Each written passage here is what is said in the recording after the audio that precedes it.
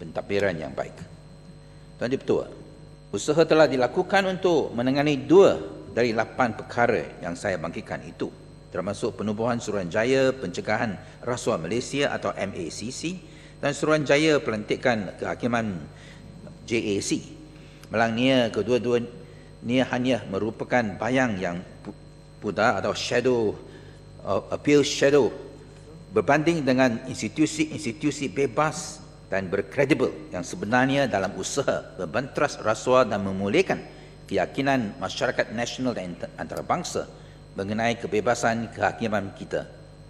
Sebenarnya, sejak saya dipilih sebagai ahli parlimen 4 tahun yang lepas, saya tidak pernah merasa begitu mual dan jijik, disgust dan distaste terhadap tahap hina politik negara kita yang telah menjunam ke tahap rendah terbaru yang digambarkan oleh perampasan kuasa secara haram, melanggar perlembagaan persekutuan dan tidak memoral di Perak, serta pelanggaran kebebasan peribadi, serta pencabulan kehormatan Elizabeth Wong, seorang anggota Exco wanita di Selangor. Perasaan mual dan jijik, disgust and distaste ini merupakan perasaan yang sama-sama dirasai oleh setiap rakyat Malaysia tanpa kira kaum dan agama. Sebagai contoh, kita ucapan yang di-Pertuan Agong telah ditolak ke sebelah oleh laporan-laporan media yang tertumpu ke atas soal perampasan kuasa di Perak dan pelanggaran kebebasan peribadi serta pencabulan kehormatan Elizabeth Wong. Sungguh pun apa yang patut kita tumpukan sekarang adalah krisis ekonomi yang melanda negara. Tsunami politik 8 hari bulan Mac mewakili harapan rakyat Malaysia untuk satu perubahan dan kemajuan baru, menjadikan kita sebuah negara yang lebih bersatu padu, harmonik, demokratik, progresif dan berdaya saing supaya Malaysia maju dan bukannya kalah kepada negara-negara lain dalam pentas dunia. Cabaran terbesar yang dihadapi oleh negara kita adalah bagaimana rakyat Malaysia dapat mengharungi krisis ekonomi sedunia yang paling serius dalam 80 tahun yang dijangka oleh para ahli ekonomi akan diikuti dengan krisis resesi yang bakal melanda Malaysia. Malangnya, keutamaan dan usaha kerajaan yang dipimpin oleh bakal Perdana Menteri serta Menteri Kewangan adalah langsung tidak betul, completely misplaced, merangkakan orchestrate perampasan kuasa secara haram, melanggar perlembagaan persekutuan dan tidak bermoral di Perak, dan menjatuhkan kerajaan negeri Perak Pakatan Rakyat yang sah, legitimate, efektif dan functioning. Dalam tahun 60-an, wujud apa yang dikenali sebagai the Great Train Robbery di United Kingdom. Kini kita adalah the Great Political Robbery kita sendiri di Malaysia, yang bukan sahaja membangkitkan rasa jijik dan mual di kalangan rakyat Perak, tapi di kalangan rakyat Malaysia yang berfikiran waras di seluruh negara terhadap penafian hak sah rakyat serta perampasan satu kerajaan negeri yang dipilih oleh rakyat sendiri menerusi proses demokratik sebenar.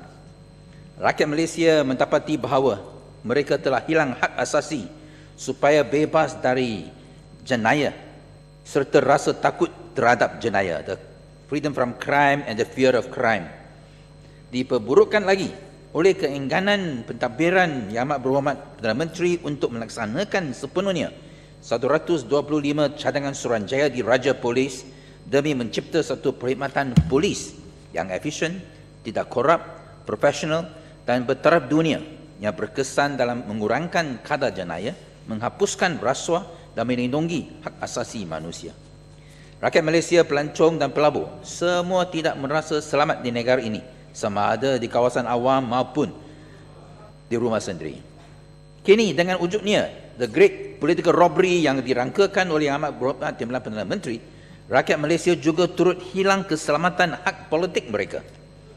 Memandangkan kerajaan negeri Pakatan Rakyat di Perak boleh dirampas secara tidak bermoral, tidak sah dan melanggari perlembagaan berikutan dengan rampas kuasa yang dirancangkan oleh Yang Amat Berhormat Timbalan Perdana Menteri.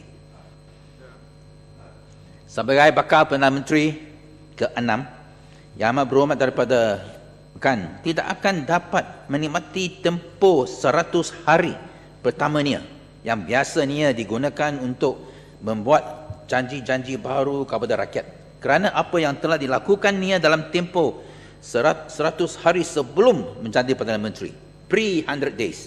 Khasnya, tindakan merampas kuasa kerajaan Perak menerusi cara tidak bermoral, tidak sah dan melanggari perlembagaan ini sehinggakan menghasilkan dua menteri besar di Perak akan membayangi sepanjang tempohnya haunt his entire premiership sebagai Perdana Menteri.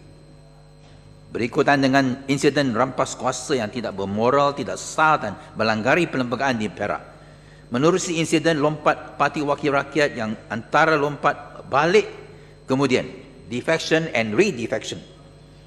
Mereka yang telah lompat parti menghilangkan diri, umpan kewangan hingga ke tahap berjuta-juta dan berpuluh-puluh juta ringgit, berserta dengan peristiwa keji pelanggaran kebebasan peribadi, serta pencabulan kehormatan Elizabeth Wong yang amat berhormat dalam Perdana Menteri nampaknya memulakan pentadbirannya bulan depan sebagai seorang Perdana Menteri yang paling divisive and polarized di sejarah negara ini. Berlandasan latar belakang ini, bagaimana Yang Amat Berhormat Perdana Menteri dapat memenangi keyakinan seluruh negara supaya bersatu padu, menyatu padu dan menggebelingkan tenaga semua rakyat untuk mengatasi krisis ekonomi yang melanda ini. Pendirian DAP terhadap perlakuan lompat parti yang tidak berprinsip, tidak beretika dan tidak bermoral adalah jelas dan konsisten. Seawal-awal 31 tahun sebelum ini dalam bulan Mac 1978, saya telah cuba memperkenalkan satu rang undang-undang ahli persendirian yang dinamakan Akta Ahli-Ahli Parlimen Pencegah Lompat Parti 1978 untuk memastikan integriti politik di kalangan ahli-ahli parlimen.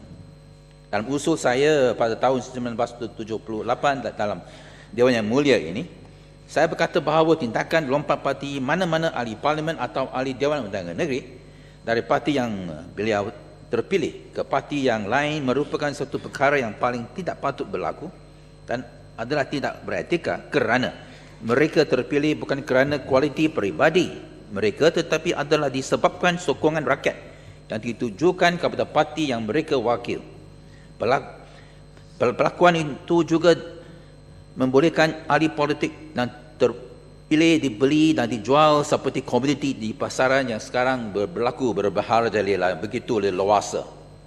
Sekiranya seseorang ahli parlimen meletak jawatan dari atau disingkir dari parti asalnya, maka beliau sepatutnya meletak jawatan sebagai ahli parlimen dan membolehkan pilihan raya kecil diadakan. Sekiranya peletakan jawatannya itu adalah disebabkan oleh isu yang berkenaan dengan prinsip politik yang mendapat sokongan rakyat, maka ahli parlimen atau ahli Dewan Undangan Negeri yang berkenaan tidak perlu risau tentang keputusan rakyat yang semestinya akan memilihnya semula. Bagaimanapun peruntukan perlembagaan persekutuan yang membolehkan seseorang ahli parlimen atau ahli Dewan Undangan Negeri yang meletak jawatan untuk bertanding semula telah dipindah 2 dekad yang lepas, sungguh pun dibantah keras oleh DAP dan kini seseorang wakil rakyat yang meletak jawatan adalah dihalang untuk bertanding semula untuk tempoh 5 tahun. Apa yang perlu dilaksanakan dengan segera kini adalah menggubal perundangan anti lompat parti dan menghapuskan peruntukan di fasa 48(6) Perlembagaan Persekutuan yang menghalang seorang dari bertanding semula selama 5 tahun.